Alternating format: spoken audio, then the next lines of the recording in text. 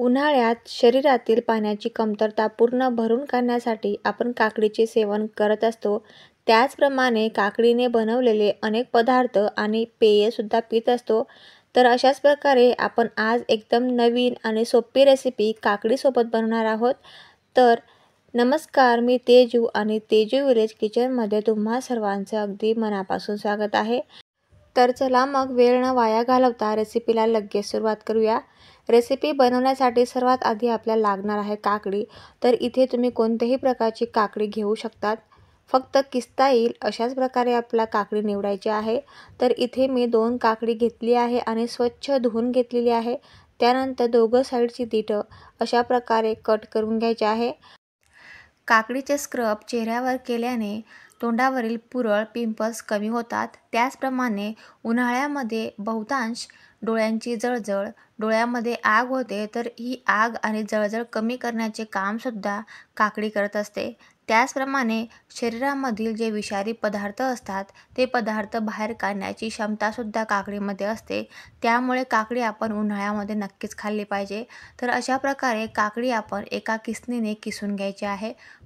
तर अशाच प्रकारे दोघंही काकड्या छान प्रकारे किसून घ्यायच्या आहेत. अशा प्रकारे किसलेल्या काकडीचे सुद्धा छान सरबत बनवले जाते. तर काकडी इथे किसली गेली आहे. आता एका मोठ्या मिक्सरच्या भांड्यामध्ये पूर्ण किसलेली काकडी आपण बाजूला काढायची आहे आणि त्यामध्ये तांदळाचं पीठसुद्धा टाकायचं आहे. तर इथे क्वांटिटीनुसार 1 वाटी मी तांदळाचं पीठ घेतलेलं आहे. तांदळाचं पीठ तयार करायचं कसं, तर तांदूळ स्वच्छ धुवून घ्यायचे आणि उन्हामध्ये किंवा सावलीमध्ये कोरडे करून गिरणीवरून बारीक असं दळून घ्यायचं आहे.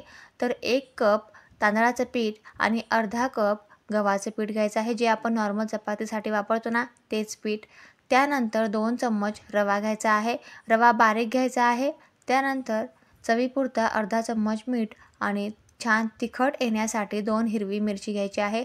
जर तुम्हाला जास्त तिखट पाहिजे असेल तर मिरचीची क्वांटिटी तुम्ही जास्त करू शकतात किंवा कमीसुद्धा करू शकतात. आता मिश्रण एकदा मिक्सरवरून फिरवून घ्यायचं आहे आणि त्यानंतर थोडंसं अर्धा कप पाणी टाकून परत प्युरी बनवून घ्यायची आहे. लागेल त्याप्रमाणे आपण थोडे थोडे पाणी टाकून अगदी डोस्यासारखं छान बॅटर तयार करून घ्यायचं आहे. तर इथे अगदी परफेक्ट बॅटर रेडी झालेलं आहे. आता हे बॅटर आपण एका बाउलमध्ये ट्रान्सफर करून घेऊया. तर तुम्ही याची थिकनेस बघू शकतात. अशाच प्रकारे आपल्याला बॅटर तयार करायचं आहे आणि एका बाउलमध्ये ट्रान्सफर करून घ्यायचं आहे. त्यानंतर त्याच मिक्सरच्या भांड्यामध्ये अगदी 2 ते 3 चम्मच पाणी टाकून मिश्रण परत या बाउलमध्ये टाकून घेणार आहोत. परत एकदा चमच्याच्या साहाय्याने बॅटर मस्त असं मिक्स करून द्यायचं आहे, जेणेकरून मिक्सरमधील पाणीसुद्धा या बॅटरमध्ये अगदी मस्त मिक्स होईल. आता हे बॅटर आपण झाकण ठेवून 10 मिनिटापर्यंत रेस्ट करत बाजूला ठेवूया, म्हणजे रवा छान प्रकारे फुलेल. तोपर्यंत चटणी करून घेऊया. चटणी बनवण्यासाठी एक मिक्सरचं भांडं घेऊया आणि त्यामध्ये ओलं खोबऱ्याचे काप टाकूया. तर इथे अर्धी वाटी ओलं खोबऱ्याचे काप घेतले आहेत. जर तुमच्याकडे ओलं खोबरं नसेल ना तर सुक्कं खोबरं घेतलं तरीही चालेल. 15 ते 16 लसणाच्या पाकळ्या घ्यायच्या आहे. 1 इंच आल्याचे तुकडे घ्यायचे आहे. त्यानंतर 2 हिरवी मिरची घ्यायची आहे. जर तुम्हाला तिखट जास्त आवडत असेल तर मिरचीची क्वांटिटी तुम्ही जास्त वाढवू शकतात. त्यानंतर बारीक चॉप केलेली काकडीसुद्धा घ्यायची आहे आणि अर्धा लिंबाचा रस अशा प्रकारे पिळून घ्यायचा आहे. बिया अगोदरच काढून घ्यायच्या आहेत, नाहीतर या मिक्सरच्या भांड्यामध्ये बिया जाण्याची शक्यता असते. त्यानंतर अर्धा चम्मच काळं मीठ घालायचं आहे आणि 2 चम्मच फुटाणे घालायचे आहेत. त्यानंतर 2 चम्मच भाजलेले शेंगदाणे टाकायचे आहेत. तुम्ही स्पेशली भाजलेल्या शेंगदाण्याची चटणी बनवली ना तरीही छान लागते. त्यानंतर अशा प्रकारे दांडीसहित कोथिंबीर मूठभर धुवून घेतली आहे आणि आता हे सर्व जिन्नस मिक्सरमध्ये छान प्रकारे दळून घ्यायचे आहे. पाणी न टाकता दळल्याने हे मिश्रण जाडसर आलेलं आहे. तर यामध्ये अर्धी वाटी पाणी घेऊया आणि परत मिक्सर एकदा फिरवून घेऊया. त्यामुळे मस्त अशी स्मूथ चटणी तयार होते. तर बघा, छान मस्त अशी हिरवीगार स्मूथ आणि मस्त चटणी तयार झालेली आहे. आता ही चटणी आपण एका बाउलमध्ये ट्रान्सफर करून घेणार आहोत. जर तुम्हाला अजून पातळ चटणी पाहिजे असेल तर पाण्याची क्वांटिटी तुम्ही वाढवू शकतात आणि जर तुम्हाला अशाच प्रकारे थिक चटणी आवडत असेल तर अतिशय छान आणि मस्त आपली चटणी तयार झाली आहे. मिक्सरच्या भांड्यामध्ये अगदी थोडंसं 2 ते 3 चम्मच पाणी टाकून मिश्रण परत या चटणीमध्ये टाकून द्यायचं आहे आणि चमच्याच्या साहाय्याने पूर्ण चटणी व्यवस्थित मिक्स करून घ्यायची आहे।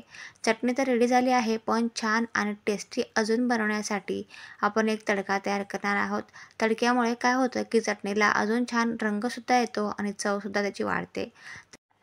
तर इथे मी एक तडका पॅन घेतली आहे, त्यामध्ये 2 ते 3 चम्मच तेल कडकडीत गरम करून त्यामध्ये अर्धा चम्मच मोहरी, अर्धा चम्मच जिरे आणि 10 ते 15 कढीपत्त्याची पानं अशा प्रकारे तडतडून घ्यायची आहे आणि हा तडका चटणीमध्ये ॲड करायचा आहे। तर अशा प्रकारे जर तडका दिला ना चटणीला, तर चटणी अतिशय छान बनते, टेस्टी बनते। त्याप्रमाणेच तिला कलरसुद्धा छान येतो। आता चटणीमध्ये तडका व्यवस्थित मिक्स करून द्यायचा आहे। चटणी तर आपली रेडी झाली आहे। ही चटणी आपण साधी भाकरी, चपाती, झुणका, थालीपीठ किंवा इडली, डोसा, उत्तप्पाबरोबर जरी सर्व्ह केली ना, तर अप्रतिम छान प्रकारचा नाश्ता किंवा जेवण तयार होतं। तर चटणी तर आपली रेडी झाली आहे। ही चटणी 5 ते 6 दिवस आपण फ्रीजमध्ये अगदी इझिली स्टोअर करू शकतो, अजिबात खराब होत नाही। चटणी तयार होईपर्यंत बॅटरसुद्धा छान प्रकारे फुललेला आहे। त्यामधील जो रवा होता ना, तो छान प्रकारे फुललेला आहे आणि बॅटर मस्त तयार झालेला आहे। चम्मचला अशा प्रकारे कोट व्हायला हवं, म्हणजेच आपलं बॅटर अगदी परफेक्ट रेडी झालेलं आहे। आता गॅस ऑन करून त्यावर एक पॅन किंवा तवा ठेवूया। त्या तव्याला किंवा पॅनला अशा प्रकारे तेल लावून घेऊया थोडंसं आणि त्यानंतर डोस्यासारखं पळीने थोडंसं बॅटर टाकूया आणि अशा प्रकारे गोल गोल फिरवत आपल्याला एक डोसा तयार करून घ्यायचा आहे। तुम्हाला जेवढा मोठा किंवा पातळ पाहिजे आहे त्याप्रमाणे तुम्ही अशा प्रकारे बॅटर फिरवत हा डोसा तयार करून घ्यायचा आहे आणि नकळत अगदी अर्धा चम्मच थोडंसं तेल टाकूया। त्यामुळे काय होतं की डोस्याला छान प्रकारे चकाकी येते। जर तुम्हाला तेल आवडत नसेल ना, तर स्किप केलं तरीही चालेल। अगदी 1 ते 1.5 मिनिटानंतर गॅसच्या मीडियम फ्लेमवर हा डोसा अगदी इझिली लगेच चम्मचच्या साहाय्याने छान प्रकारे भाजला जातो। तर तुम्ही बघू शकता मस्त असा क्रिस्पी आपला डोसा तयार झालेला आहे।